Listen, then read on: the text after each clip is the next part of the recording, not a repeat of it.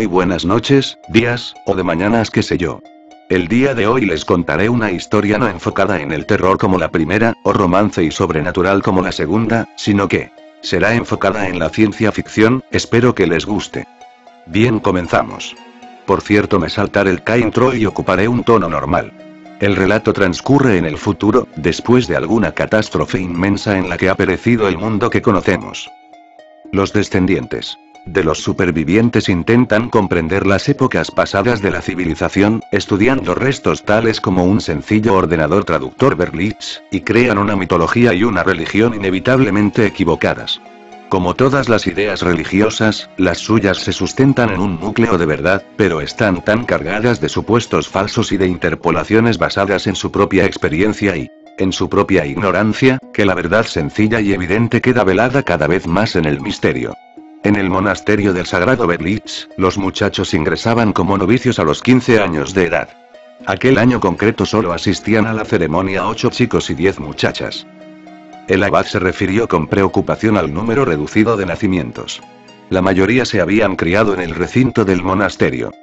Sus padres trabajaban allí, sirviendo al Sagrado Berlitz. Aparte de los hermanos y hermanas legos, había también recogedores de bayas, cazadores y artesanos de todo tipo, además de comadronas y curanderos. Todos trabajaban juntos en la maravillosa tarea de traer al mundo tantos niños como fuera posible y de criarlos sanos y fuertes. Desde la gran devastación, las comunidades humanas de la zona eran pocas y dispersas. El abad sospechaba que sus antepasados habían sido quizá los únicos supervivientes. Nadie, ni siquiera el propio abad, que era un erudito, ni su consejo de sabios, sabía qué había sucedido en la gran devastación. Algunos opinaban que las gentes de aquellos tiempos habían poseído armas terribles y que se habían aniquilado los unos a los otros. Pero esta opinión no tenía muchos partidarios. Era difícil imaginar la existencia de unas armas tan devastadoras. Por otra parte, la tradición afirmaba que aquellas gentes de la antigüedad habían sido felices y habían disfrutado de gran abundancia y prosperidad. ¿Por qué iban a hacerse la guerra, entonces? No era lógico. Una posibilidad más probable, que se discutió en el Consejo de Sabios, era que alguna enfermedad misteriosa hubiera diezmado a la humanidad. Pero esta teoría tampoco se mantenía en pie, pues estaba reñida con las tradiciones que se remontaban a las primeras generaciones posteriores a la gran devastación. Los 3 padres antiguos y las 3 madres antiguas que lograron sobrevivir a la gran devastación habían contado a sus hijos que la catástrofe les había caído encima de manera repentina una tarde tranquila. La veracidad de estas relaciones era incuestionable. Las habían escrito los hijos de los antiguos en el Santo Libro de los Patriarcas. Todos los niños del monasterio del Sagrado Berlitz conocían la canción de la perdición, que cantaba el abad todos los años en la noche del recuerdo. Era el único texto que se conservaba de los tiempos antiguos. Yo, Gottfried Skaya, nacido el 12 de julio de 1984 en Basilea del Rin, con mi esposa y con mis amigos, Ulrich Dopatka y Johann Fiebach, con las esposas de estos y con nuestra hija Silvia, salimos a practicar el montañismo en los montes del Oberland de Berna. Como ya pasaba de las 6 de la tarde, en la bajada del monte Jungfrau tomamos un atajo y pasamos por los túneles del ferrocarril del Jungfrau. Debido a unas obras en la cumbre, ya no pasaban más trenes al valle a esa hora. De pronto, la tierra tembló y algunas partes del techo de granito del túnel cayeron a las vías. Estábamos aterrorizados, y Johann, que era geólogo, nos hizo meternos a todos en un nicho rocoso. Cuando creíamos que el terrible episodio había terminado, empezó a escucharse un tronar inmenso. Parecía que el suelo se disolvía bajo nuestros pies, oíamos un fragor terrible, peor que cualquier tormenta. A 30 metros por delante de nosotros se hundió el muro inferior del túnel. Después se hizo el silencio. Johann opinaba que se trataba de una erupción volcánica, cosa muy improbable en aquella zona, o de un terremoto. Tuvimos que ascender una ladera empinada para alcanzar la salida superior del túnel. Cuando nos faltaban algunos metros para llegar a la salida, empezamos a oír el ruido. No tengo palabras para describir estas fuerzas desatadas de la naturaleza. Al principio, el viento arrastraba nieve y bloques de hielo ante la boca del túnel. Después pasaron árboles, peñascos y tejados enteros de los hoteles del valle inferior. Sonaban estampidos y explosiones como no las han conocido nunca los oídos humanos. El viento rugía y bramaba, ululaba y retumbaba. Todo volaba por los aires, todo era arrastrado a 1000 metros de altura y volvía a caer. La tierra temblaba, los elementos tronaban. Los acantilados de granito se abrían como cajas de cartón.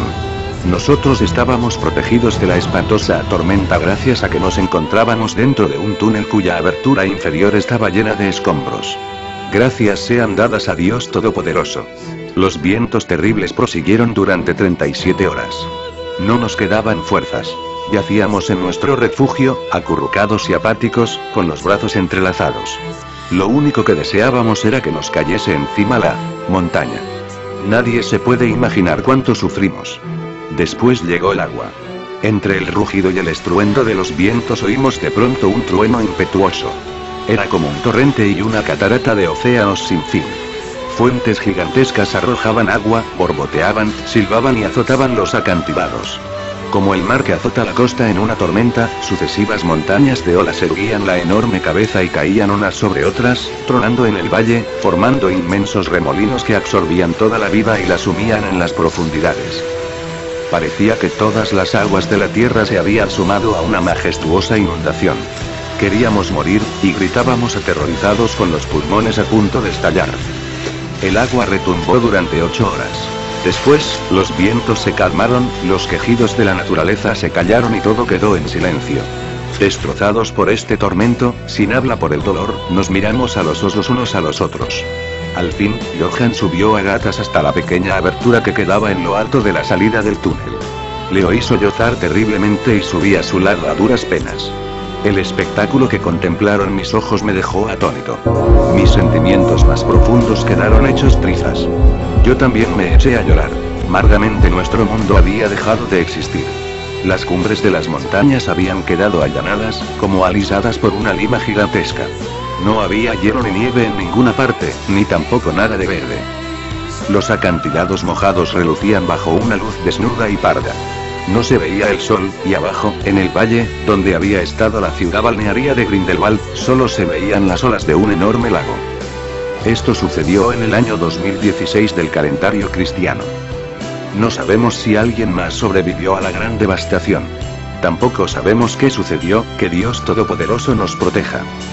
Los 8 muchachos y las 10 muchachas escucharon, asombrados, la canción de la perdición. El abad, Ulrich III, la había interpretado con voz sonora y potente. Después de una breve pausa de meditación se dirigió a los novicios y les dijo: ahora, entrad en el salón del recuerdo. Examinad con devoción las reliquias de los padres antiguos.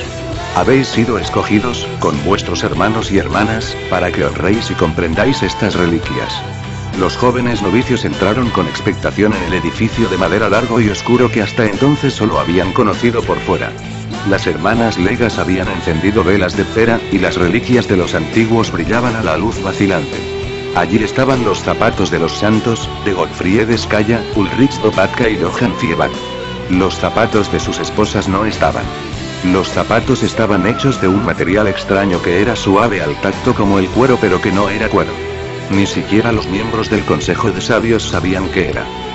Un hermano les explicó con paciencia que en los tiempos antiguos pudieron existir animales con esa piel, que fueron destruidos en la gran devastación. Christian, que tenía 17 años y era el mayor de los novicios, levantó despacio la mano. Querido hermano, preguntó con respeto, ¿qué significan las letras que están escritas en los zapatos del santo Johann? El hombre respondió amablemente: lo único que somos capaces de descifrar son las letras R al principio y la letra K al final. No hemos podido determinar su significado. Christian levantó la mano otra vez. Querido hermano, ¿había en los tiempos antiguos animales que tuvieran letras en la piel? Eres un chico listo, replicó el hermano Lego con cierto tono de molestia. Todo es posible para Dios Todopoderoso. En una capilla de la habitación oscura estaban las bolsas de supervivencia de los padres antiguos. El hermano Lego explicó con paciencia que en el libro de los patriarcas se les llamaba mochilas, pero que no se comprendía bien el significado de esta palabra.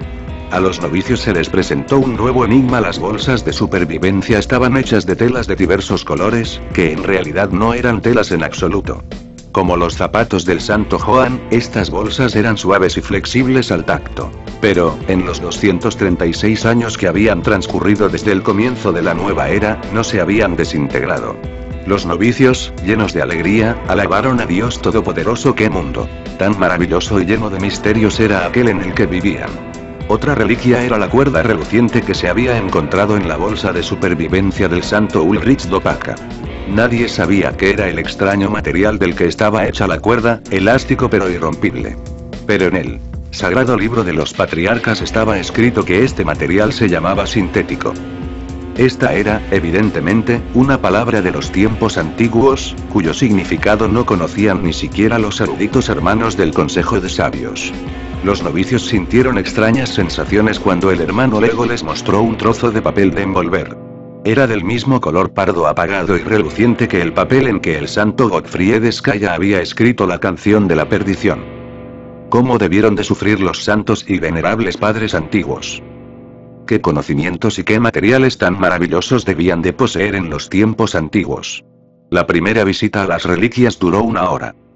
Los novicios vieron herramientas desconocidas, lápices misteriosos y unos objetos que se llamaban relojes en el Sagrado Libro de los Patriarcas, entre ellos un reloj parcialmente transparente que solo tenía una aguja que apuntaba siempre hacia poniente.